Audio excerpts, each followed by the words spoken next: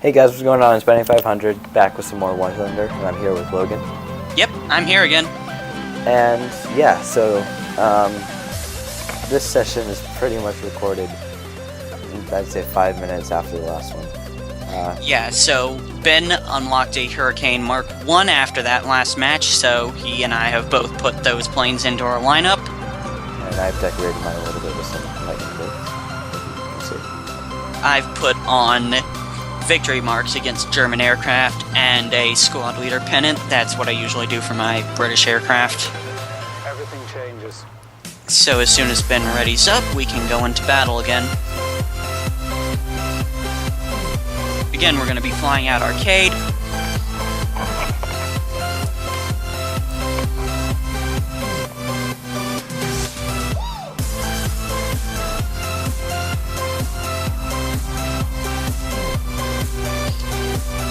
That was a lot faster than last time. Yeah, no, last time took forever. We had to like talk through the whole thing to make it not boring. Well, it was some good information for beginners. Yeah, I guess so. I mean, it's better than like when me and Kel try to fill in awkward moments or awkward. Alright, awkward what jokes. plane are you going to launch with? I think I'm gonna start with the Fury infantry. Alright, I'll do the same. So just to tell you guys, before you actually hit to battle, once you select your plane, there is a bit of a loadout screen there. Getting a little bit of graphical glitches here. Okay.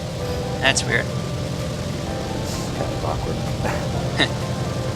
So yeah, in that loadout screen, you can select different ammo loadouts and camouflages and custom skins for your plane if you have any available for that plane.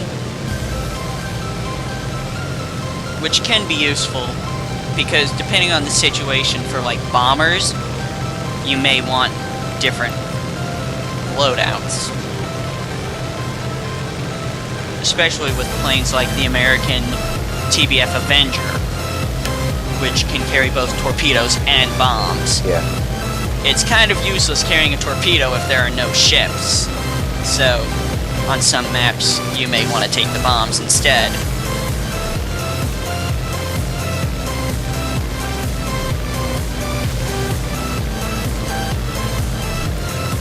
Yep. Okay, that was a great. Okay, thumbnail.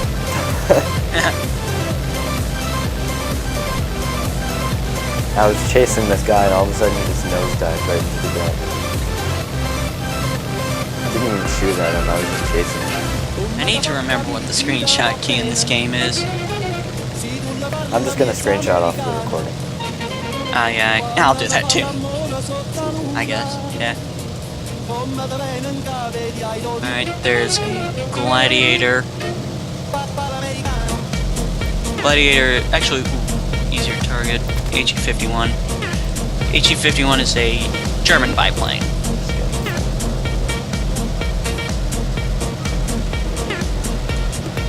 Whoop!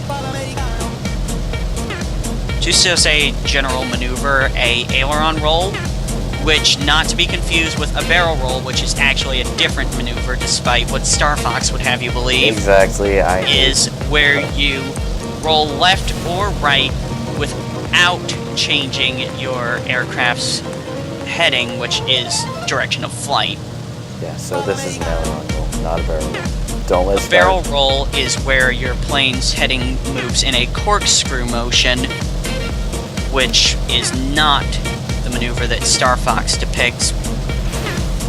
Both are primarily aerobatic maneuvers, but have some application in combat, mainly dependent on the aircraft. Like the German Focke-Wulf 190, an aileron roll is a very effective maneuver to evade enemy fire, especially in War Thunder. But in some planes, you might as well not bother, especially bombers or heavy fighters that don't handle as well. And a friendly stole my kill. I haven't been able to shoot anyone yet, and these clouds are glitching me out. You may want to take a look at your in-game video settings. They might need to be turned down. Yeah, I forgot to do that.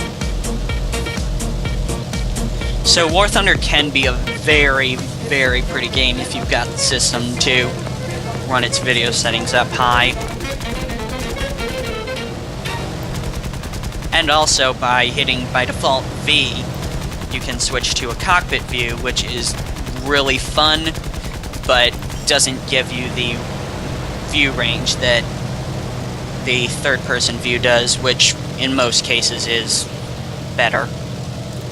Yeah, if I switch to my cockpit, guys, yeah, it's not so pretty since I already have pretty low graphics on. But, yeah, since I'm running pretty low graphics, the propeller, you can't really see it, like, spin, so it's just a black circle right in front of me. Yeah, I think that might actually be a glitch on your end. Maybe.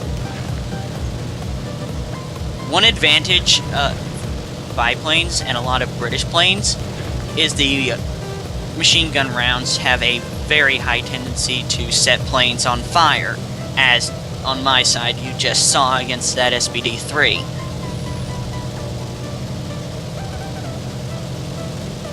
Find some people. So far I've only gotten an assist.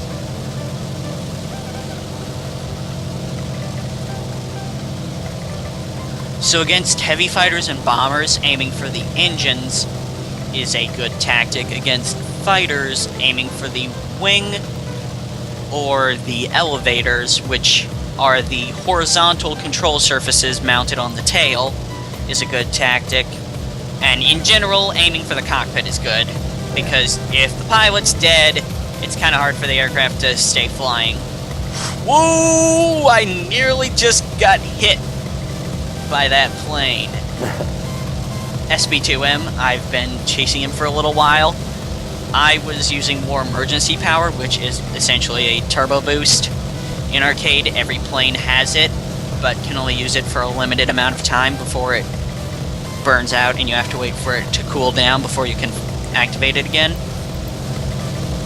But he was going pretty slow, and I actually overtook him and nearly landed on top of him. But he noticed and slowed down and pulled down, and I pulled up, and we managed to not kill each other.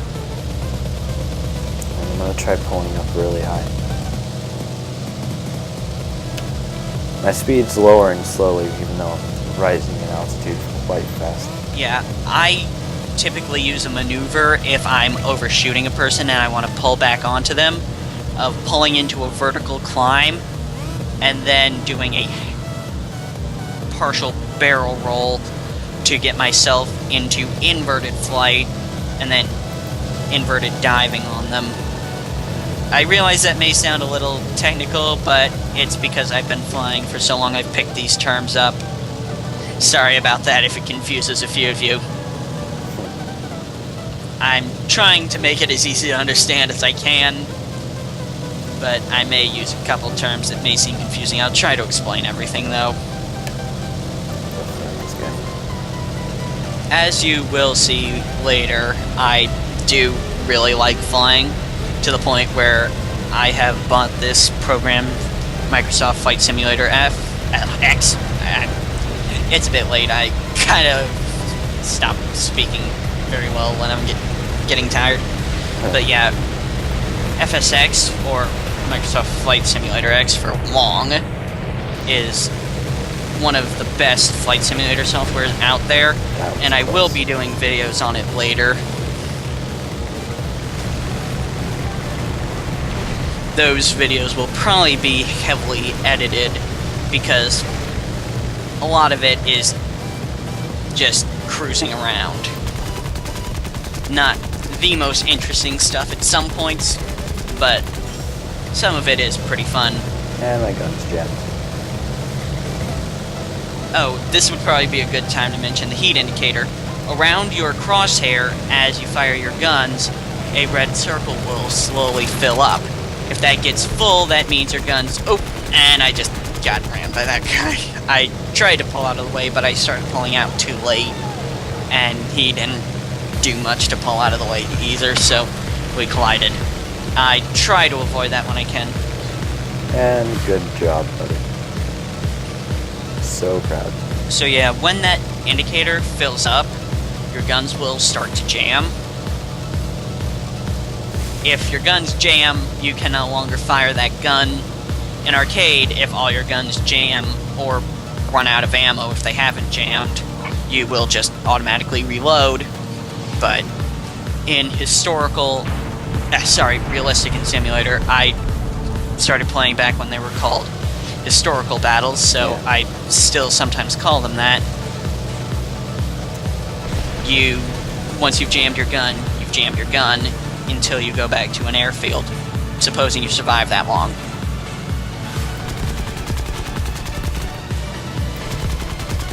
So I'm now in my Hurricane Mark 1, and I kind of just jammed my gun. Oh my god, I hate I find it funny that I jammed my gun right after warning people to not jam their gun. Alright, this plane sucks so much. I just hate the gun on it.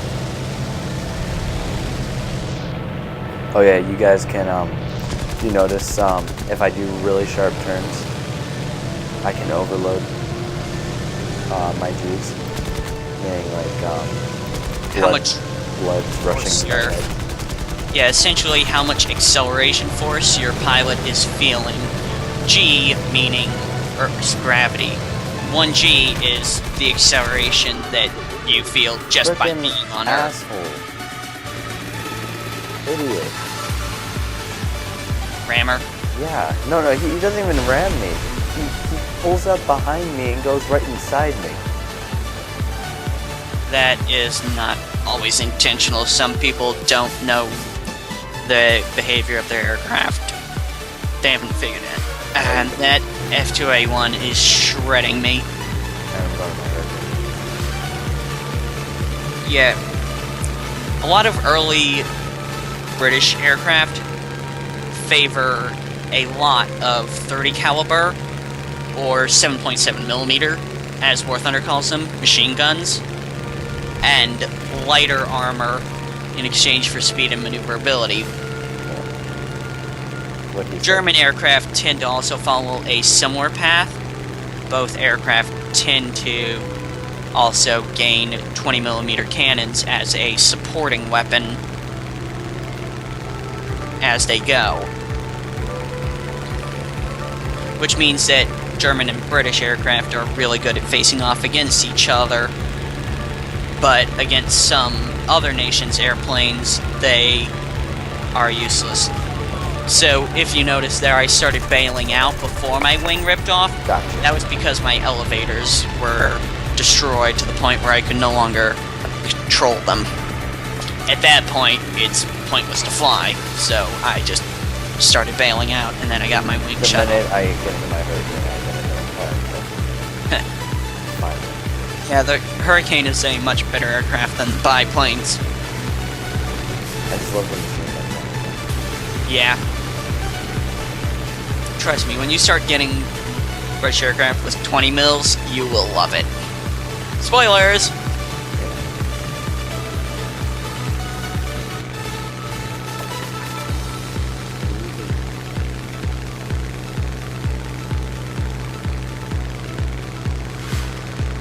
Just to warn you guys, I will sometimes be making obscure references like I just did there.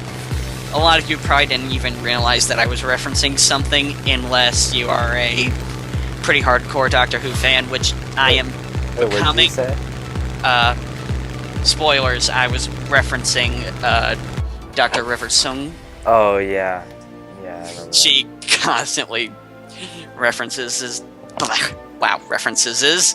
I just made up a new word. Yeah, she says that a lot in at least that early was- episodes. Best round ever, 10 out of 10.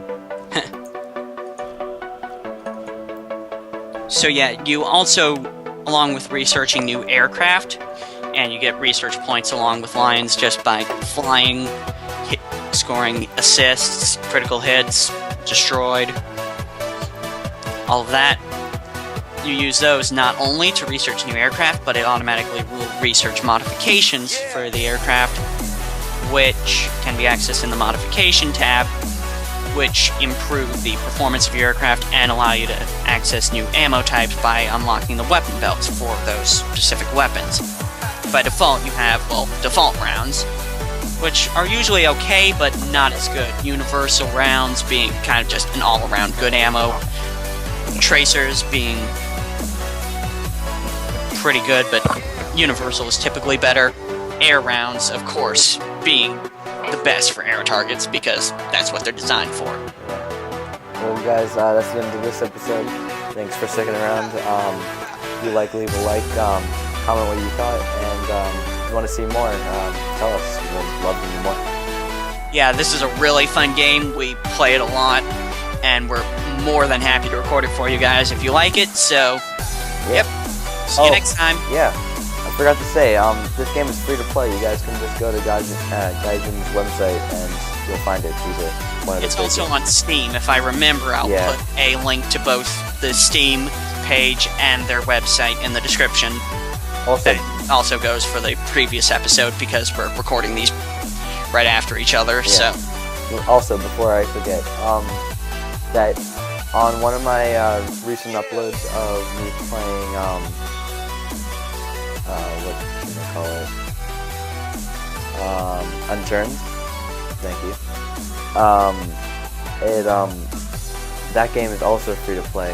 It's not paid at all. It's just on Steam. It's a super quick install, probably the quickest one on Steam, and a super quick launch. Really fun. Takes like 3 seconds to launch. Yeah. It's really easy. If you have Hamachi, you can set up a server in a minute flat. Yeah. Play with your friends. It's really fun. Some of the mechanics take a little while to figure out. The Steam guides are very helpful, and it's a really fun game. We may be doing a series on it later, so stay tuned for that, and if you're interested, leave a comment saying so. Yeah. So, as we always say, thanks for watching. See you guys later. Bye. Bye. What's that? Run! What if it's friendly? What if it's friendly? Run. No, that's not friendly.